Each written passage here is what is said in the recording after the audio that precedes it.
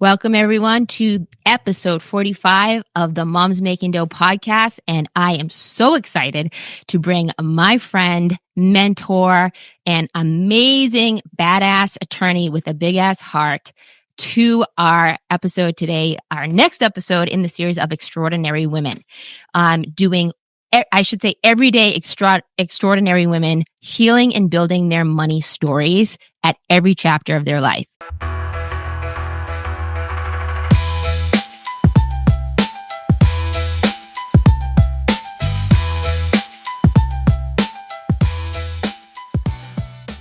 If you were listening to my last episode, I talked about how I feel like in this world of influencers and TikTokers and all these people building these personal brands, they have a lot of followers, but they might not be fulfilled on both a financial and purposeful level.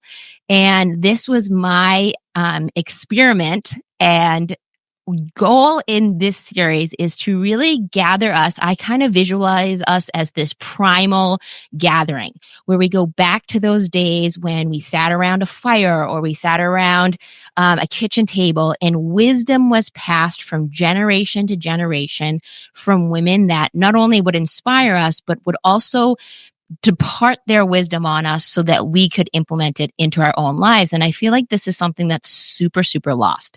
So I'm super excited to bring that back and get on with Meg, where she's going to dive in and share her story. And like I said, Meg is an attorney by trade.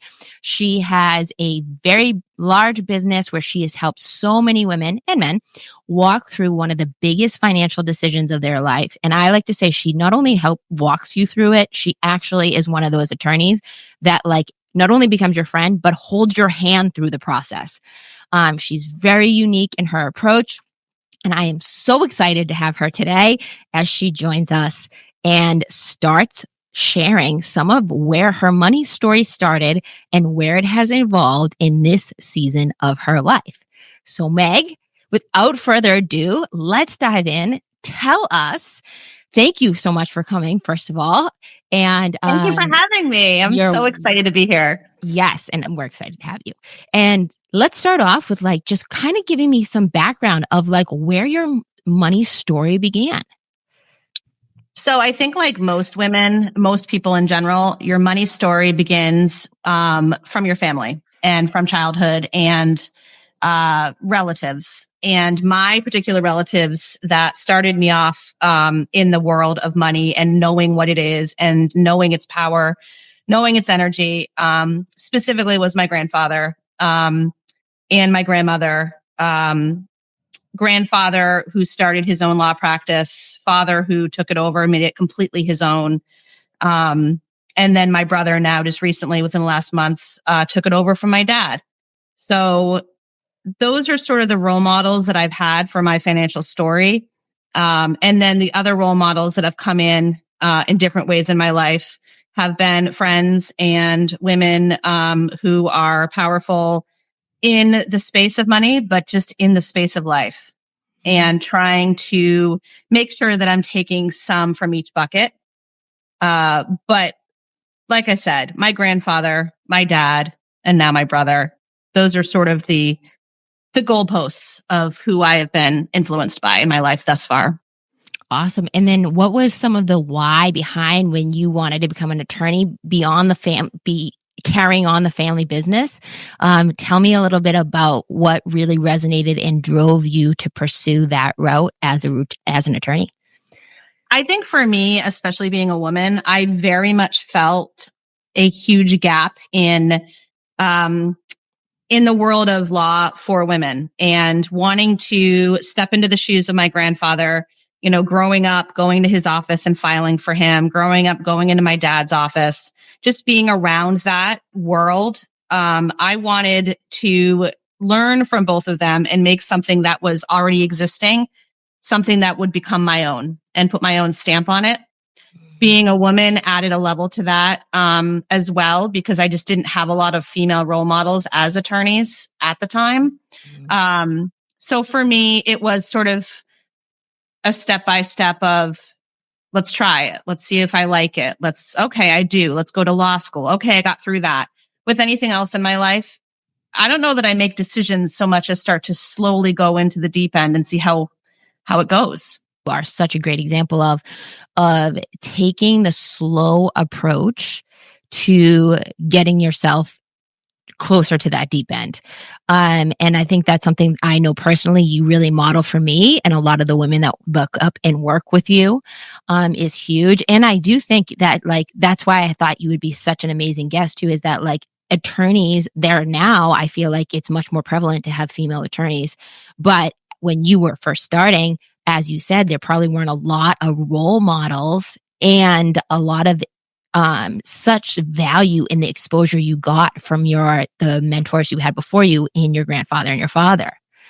And tell me a little bit about too, is when you think about the role model of your grandfather, your grandmother, what were some of the money lessons that stood out from them? Maybe not verbally taught to you, but maybe observation, something you observed, something that that really inspired and helped grow you as a person with your money story. Yeah. So my grandmother came into this world with a lot of money because she was part of the coal. She was a coal family. So they inherently had a lot of money, and my grandfather met her and he had no money. So he went to law school while driving a bus every night just to make ends meet. Mm-hmm. Well, she just didn't have to do that because she came into it with a certain level of financial stability already. Mm-hmm. All of that to say, watching my grandfather later in life, he was the kind of human that would do a lot of service for his city and town and the people there. And it was a huge lesson to me of the energy of money and how it can be such a beautiful giving thing. Learning about money without strings. Right now on myself is the harder task at hand to do, to really learn to say hey, I am worthy of this. I am deserving of this. I exchange value through the service I delivered. And I really just love that. I love it. And I love us women need to do that for each other more. When my girlfriend offers to pay for lunch, I say, oh, thank you. That means a lot to me. I don't fight her on the bill. And share a little bit about what some of the struggles have been with you in the past, maybe just in this recent chapter of your life, or give me some insight into that and how it has helped you evolve. So a really cool thing happened about 5 years ago when my now husband and I moved in together, and because of our living situation with our second marriage, we had children that we had to accommodate in different towns. And long story short, we ended up moving to a town that neither of us had ever stepped foot in. And we hated the house we moved into. There was a lot of issues with it. And I'm a positive person, so I try and stay positive. Walking the dog, being outside, we walked by a neighborhood that we fell in love with, and a particular house that we just were like, oh my God, that's the prototypical house. Long story short, after a year and a half of living in the other house, this house that we're in now came on the market, and neither of us could afford it. Right. And I say that as in we just assumed that was going to be a barrier to us having our dream and all of that. And so, like I mentioned at the beginning of this discussion, I said, you know what? Let's just take baby steps. Let's submit an offer. We submitted the offer. It was accepted. Okay. Let's see if the bank will fund us while we're still selling this house. Baby steps. It's almost tempting the universe to tell us, is this the right move, by doing these slow steps? So I don't know how much of a challenge. It was more for me an eye-opening experience of asking for what you want and actually listening to the answer. And we ended up getting the house and having it while we were selling the other house, and everything worked out the way it should have. And just allowing that to happen without having blockages or fears over, oh God, if we send an offer and it doesn't get accepted, all of the different stages, just be present and be step by step with it. And I think that to me taught me a huge lesson about asking for the things you need, but not asking for everything at once. and making sure that as you're asking for what you need, it's just the next step that needs to happen and not the whole piece. Oh, I need $1 million. No, the answer might not, like, it might align that that's not the direction you need to go. You might start getting some no's that kind of put you back on the path, but can you commit enough that you can give yourself that grace to just try to move towards something that sounds like it could be a obstacle, but actually could be a really huge gift, which that home you have is definitely been a huge gift. Yeah. So I think for me, one of the biggest financial wins has been discovering in my partnerships, with friends, with husband, with my brother, with the people in my life who I'm connected to in a lot of ways, but finances. I think a huge win for me has been learning that roles don't matter. And you can create whatever you want to create as to your role. And that may not seem like a financial win where it's like, oh, Kendra, I got this amazing car, or I got this amazing house, or my law firm just acquired four or five new clients. I mean, my law firm has grown insanely in the last 15 years. And there's very little of that has had to do with finances, and a lot of it that has had to do with jumping on opportunity, acknowledging and receiving it, and knowing that roles are not something that have to be obeyed, and that everyone can create their own script for that. So with my husband now, the two of us and our financial roles together, we get to make all that up on our own as we go, and we can change it tomorrow. Knowing that that's the case, I think, has made abundance so much more available to us, because it isn't blocked by fears, or we don't miss opportunities because it's in his lane, not mine. Which that is going to be my next question, is like, what chapter are you in right now? And where do you see it going with both your financial and your personal life? Like, tell me a little bit more, like, that evolution for you from your day-to-day law firm to co-creating with your husband to now, like, where is Meg heading? So I'm definitely heading into a place of expansion. And I say that because I'm going to be 45. I have a 17 and a 16-year-old that I'm extremely, extremely close with my boys. And they're starting to go out in the world. And as moms making dough, we're moms. I mean, it's like we're the first call if they're sick. If anything happens, they call us first. And so we do that full time every day behind the scenes anyway. So everything else we do, we're doing with that as it's running in the background for us. So that's starting to end for me. And there is going to be now, it's like, I feel like there's like a contraction to then expand. And the contraction of holding my children close for the last 16 years is coming to an end. And I know I'm very familiar with the work that you're doing with personal development, and you are so gifted with that. And I obviously, that's been a huge influence in my life as well. It's just like the evolution of continually working on yourself. And I think too, is that's the same thing when it comes to your relationship with money, right? Healing and building your relationship with money. So that brings me to, like, what's maybe one of the things that you do on a consistent basis that you really find helps you stay financially at peace? And I've been talking in this series, the differences between financial freedom and financial peace. And I was saying that most women have a drastically different definition of what those things are. So let's start there, actually. Can you tell me, like, when you think about that, the definition of financial freedom, which is such a buzzword, like people want to chase it, versus financial peace, how do you hear that?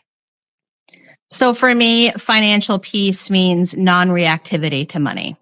And what I mean by that is knowing that big, scary bills will come in, and they do, because I'm a human. It happens to me too. And I look at them and I look at my bank account and say, oh, that's not going to cover that. I don't have the money for that, or something like that, let's say, because I think that's it's such a relatable feeling, right? We all have that moment where it's like, oh my God, I owe taxes. Oh my God, I owe this, right? Yeah. And it's like, oh God, I don't have the money for that. And so in that moment, for me, financial peace means not that I have the money to cover it or that I'll figure it out, but that I take a moment and I sit with it and I say, I don't know the answer to that right now, but I have confidence that I will, and I'm going to do something else for a little while. And then I'll come back to it. And then I'll revisit the energy and I'll spend some time with it, and then I'll wait. And it's not that things just happen for me where it's like, oh, that just gets taken care of. I'm involved in making sure it gets taken care of. But for me, the financial piece is to just have that be just another thing that's out there that I will deal with. And I always deal with things, so I will deal with that too. I love that, Meg. And then tell me, like I said, on your day-to-day basis, like what are some of the habits you have that you know that really keep you in that place of non-reactivity? Yeah. So habits for me are definitely when I look at bank accounts, when I choose to invite in finances, when I choose to have energy come in around payments, due dates. I'm better in the morning at taking on the world. After 2 or 3 in the afternoon, I start to be really reactive and tired. And so if a big drama comes in to my email, whether it be a work related thing or whatever, I really need to put a pin in that, because I know I'm not going to be my best self around that. And I could give you a whole discussion over, well, I squirrel here and squirrel money there, and I have savings here, and Nick and I are involved, and we have some property. Like I do all that. I have all that.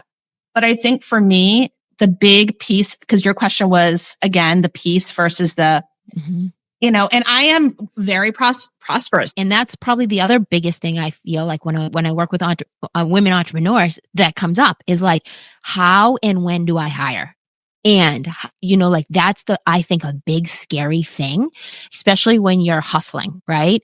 And maybe that's a really good question to kind of segue into next is like, tell me a little bit about like one of your biggest lessons as an entrepreneur, like that you could share with other females. Like if they are listening to this episode today and they're like, this is one of the biggest things that helped set me free and create more expansion in not only my personal life, but my business, what would that be? I love that question. I run my own firm, and there are 4 women that work for me, and they're amazing women. They all do things their own way, but we do have an overarching way of doing things because of the way, we've come to it. It works best doing it a certain way. My, I think, biggest lesson is always being available to question, is there a better way to do this? Just because all of the people that have come before are doing it this way, do I have to do it that way? And if I am going to do it that way, what are the pieces that work and what are the pieces that don't? Being open to the questions. Don't be afraid to venture outside the lines. And I'm a lawyer. So coming from a lawyer to be like, I'm going to venture outside these lines. I don't mean in a risky way. I mean, do we need a red folder and a green folder and a blue folder, or do we just need this one thing? I guess for me, being someone who's running a firm for a number of years, seeing what works, seeing what doesn't work, there's been a lot of things that don't work. And there's been some failures where something should have worked and it didn't, and all of that. Giving myself a break. I'm just one human and I'm figuring it out too. And if you're a human being with other people, even when you're being their lawyer, it's just going to create a community.